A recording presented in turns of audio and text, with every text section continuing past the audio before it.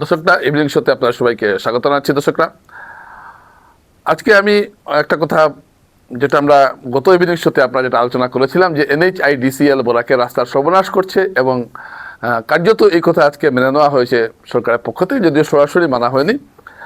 আজকে ঠিক হয়েছে যে রাঙ্গিরখাড়ি ক্যাপিটাল পয়েন্ট থেকে রাঙ্গিরখাড়ি পর্যন্ত যে রাস্তা, যেটা এখন NHIDCL এর কাছে আছে, সেটা কালকে থেকেই বা পরশু থেকেই সেটা এখন হস্তান্তর করা হবে পূর্ত বিভাগের কাছে। যে কথাটা আমরা বারবার বলে আসছিলাম, এই NHIDCL এর জন্যই আজকে মানুষ এতটা ভুগছেন এবং এই কথাটা শেষ পর্যন্ত অনুধাবন করতে পেরেছেন দুই মন্ত্রী কৌশিক রায় এবং কৃষ্ণেন্দু পাল। আজ তারা রিভিউ মিটিং করেছেন এবং সেই রিভিউ মিটিংয়ের সিদ্ধান্ত হয়েছে যে এখন থেকে এই কাজটা পূর্ত বিভাগ করবে এবং এই যে ব্লক বসানো হচ্ছে, এই ব্লকগুলোকে যাতে এক্সপার্ট স্পেসিফিকেশন করা হয় সেটা পূর্ত বিভাগ দেখবে এবং সেই কাজটা শুরু হবে। অর্থাৎ এই মুহূর্তে তো আর ব্লকের জায়গায় তো পিচ বসানো যাবে না, কিন্তু যাতে সব কিছু নিয়মনীতি মেনে এটা হয়, এটা এবার পূর্ত বিভাগ দেখাশোনা করবে। অর্থাৎ NHIDCL যেভাবে কাজ করছিল এবং যেভাবে ব্লকগুলো বসাচ্ছে সেটা যে ঠিকঠাক হচ্ছে না সেটা আমরা আগেই বলেছিলাম এবং এখন এটা পূর্ত বিভাগকে দেওয়া হচ্ছে এবং আশা করব পূর্ত বিভাগ এই কাজটা করবে। আজকে আমরা দুইজন মন্ত্রী NHIDCL, PHE, বিশেষ করে মিউনিসিপ্যাল কর্পোরেশন, PWD সবাইকে নিয়ে আমরা একটা রিভিউ মিটিং করলাম। প্রায় 2-2.5 ঘন্টা যাবত আমরা আলোচনা হয়েছে।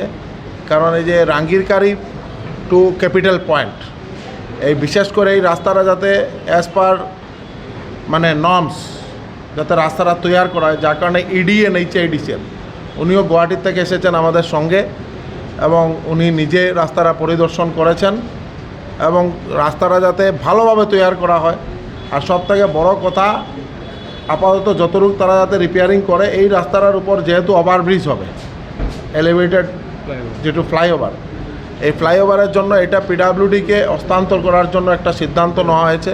মাননীয় মুখ্যমন্ত্রী ডক্টর হিমন্ত বিশ্ব শর্মা মহাশয়ের একটা নির্দেশ আছে যাতে এই রাস্তা যাতে শিলচর শহরের নাগরিকরা সুন্দরভাবে চলাফেরা করতে পারেন, রাস্তাগুলোর পটলসগুলো যাতে ইমিডিয়েট যাতে এগুলো মারা হয় এবং রাস্তার জন্য বিশেষভাবে আমরা দুইজন যাতে ফলো আপ রাখি এবং সঙ্গে বরাক উপত্যকার প্রত্যেকটা রাস্তা NHIDCL হোক আর PWD ডিপার্টমেন্ট হোক, এগুলার প্রত্যেকটা রাস্তা আমরা রিভিউ করেছি।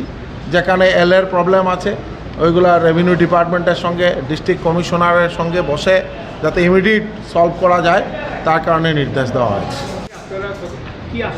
দেখুন, টেম্পোরারি কাজ যেটা চলছে NHIDCL টেম্পোরারি কাজ, আমরা ওদেরকে বলেছি যে আমরা হ্যান্ডওভার প্রসেস কালকে থেকে শুরু করব, কিন্তু হ্যান্ডওভারটা অফিসিয়ালি আমরা তারা যেটা ওয়ান টাইম মেনটেনেন্স যেটা আছে এটা করে আমাদেরকে দিন। তো আমি আশা করি যে এটা তারা এখন আমাদেরকে দিয়ে দেবেন। তারপরে PWDর এস্টিমেট আমরা 20 তারিখের মধ্যে আবার বলেছি, PWD হ্যান্ডওভার করার পরে সেটা এস্টিমেট গুয়াহাটি পাঠানোর জন্য আমরা আশা করি যে সেপ্টেম্বর ফার্স্ট উইক থেকে পার্মানেন্ট যেটা কাজ সেই পার্মানেন্ট কাজটা করুন। কিন্তু সঙ্গে এটাও আমি বলে রাখছি যে ফ্লাইওভার যখন আবার হবে তখন আবার এই রাস্তা ভাঙবে, এই রাস্তাকে আবার নতুন করে করা হবে, কিন্তু অন্তত যাতে আমরা এটাকে মানুষের অসুবিধা যাতে না হয় বা যে ড্রেনের যে সমস্যা হচ্ছে, যে ড্রেন নিচে চলে যাচ্ছে, তো দোকান নিচে চলে যাচ্ছে, তো সেই সমস্যাটা থাকে যাতে না হয় সেই চেষ্টা করব। PWD এখন যে কাজটা করবে সেই কাজটা এই রাস্তার উপরে হবে না, সেটাকে কুড়ে তুলে স্কেরিফাই করে সেই রাস্তাটা আমরা নির্মাণ। এই কারণেই আজকে আসা মেনলি আমরা যেটা দেখলাম, শহরের বিশিষ্ট নাগরিকরা যে সময় এটা নিয়ে প্রতিবাদ করেছেন, তখন আমরা দুই মন্ত্রী এবং মাননীয় মুখ্যমন্ত্রী মহোদয় নির্দেশ দিয়েছেন যে ওইখানে গিয়ে NHIDCLকে সঙ্গে নিয়ে PWD সবাইকে নিয়ে যাতে অ্যাজ পার স্পেসিফিকেশন রাস্তাটা হয়, নাগরিকদের সুবিধার জন্য যাতে রাস্তাটা হয়, নাগরিকরা যাতে সুন্দরভাবে চলাফেরা করতে পারেন, তার কারণে আজকে এখানে এই নির্দেশ দেওয়া হয়েছে NHIDCLকে এবং আমরা আশাবাদী। কিন্তু বর্তমানে যে কাজটা হবে জাস্ট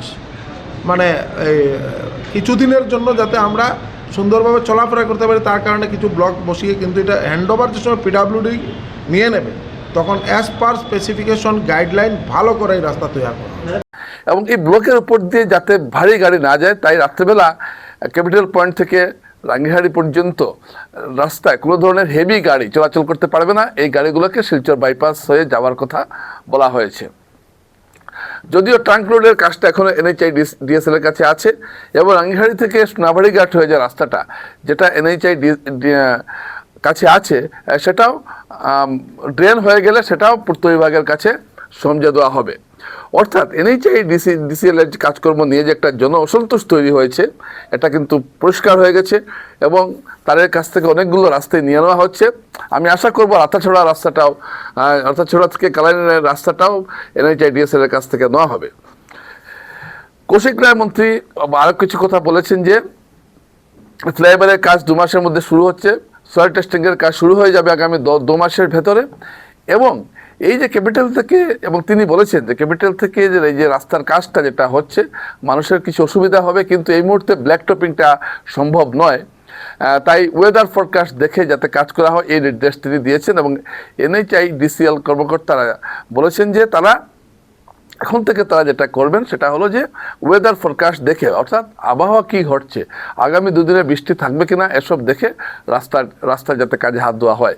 এই যে ক্যাপিটালের উল্টো দিকে যে একটা সাংঘাতিক অবস্থা তৈরি হয়েছে, মানুষের দুর্ভোগ হচ্ছে, এটা কিন্তু মন্ত্রীরা স্বীকার করেছেন এবং কৃষ্ণেন্দু পাল এবং কৌশিক রায় দুজনেই এটা স্বীকার করেছেন এবং তারা এ ব্যাপারে মুখ্যমন্ত্রীর সঙ্গে কথা বলেছেন। মুখ্যমন্ত্রী বলেছেন যে খুব তাড়াতাড়ি যাতে এই রাস্তার কাজটা শুরু হয় এবং এখন কিছু প্রশ্ন কিন্তু এখানে আছে। এই যে এক্সপায়ার স্পেসিফিকেশন বলা হচ্ছে সেই এক্সপায়ার স্পেসিফিকেশনটা কি, অর্থাৎ এখন যে ব্লকগুলো বসানো হয়েছে সেগুলো কি থাকবে কি থাকবে না, এবং যদি এগুলো থাকে তাহলে তো সেটা এক্সপায়ার স্পেসিফিকেশন হলো না, কিন্তু আমার মনে হয় এগুলো থাকবে না, কারণ যেহেতু পূর্ত বিভাগ এক্সপায়ার স্পেসিফিকেশন কাজ করবে তাই এটা বলছেন।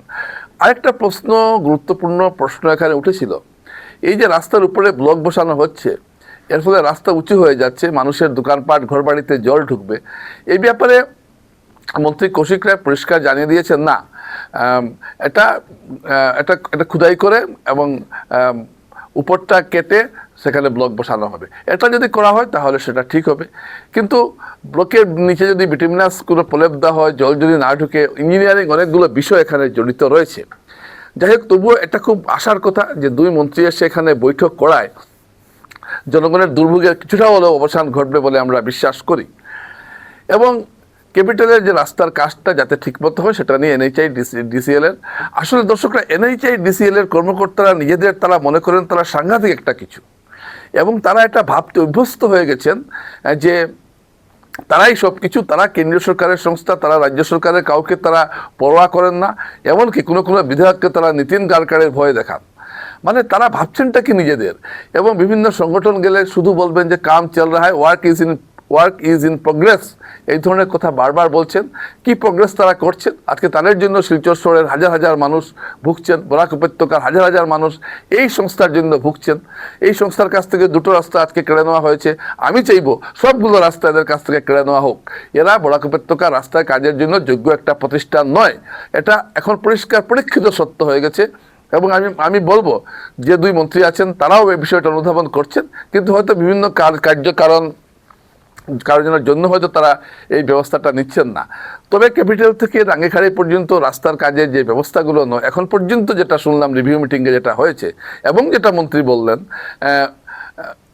মন্ত্রী বললেন তাতে একটা কথা পরিষ্কার যে NHIDCL এর গুরুত্ব কিন্তু এখন কমে গেল, পূর্ত বিভাগের গুরুত্ব এখন বাড়লো এবং পূর্ত বিভাগ রাস্তার কাজগুলো এখন দেখাশোনা করবে এবং পূর্ত বিভাগের কাছে একটা বড় চ্যালেঞ্জ হলো ক্যাপিটাল থেকে রাঙ্গিখাড়ি পর্যন্ত রাস্তাটা কিভাবে করা যাতে মানুষের দুর্ভোগ কম হয়। ব্লক যদি বসাতেও হয় তাহলে সেটা এক্সপায়ার স্পেসিফিকেশন বসাতে হবে, কারণ এটা সত্য যে এই বৃষ্টিতে পিচ করা অসম্ভব, তাহলে মানুষকে আপনারা নিস্তার দেবেন কিভাবে?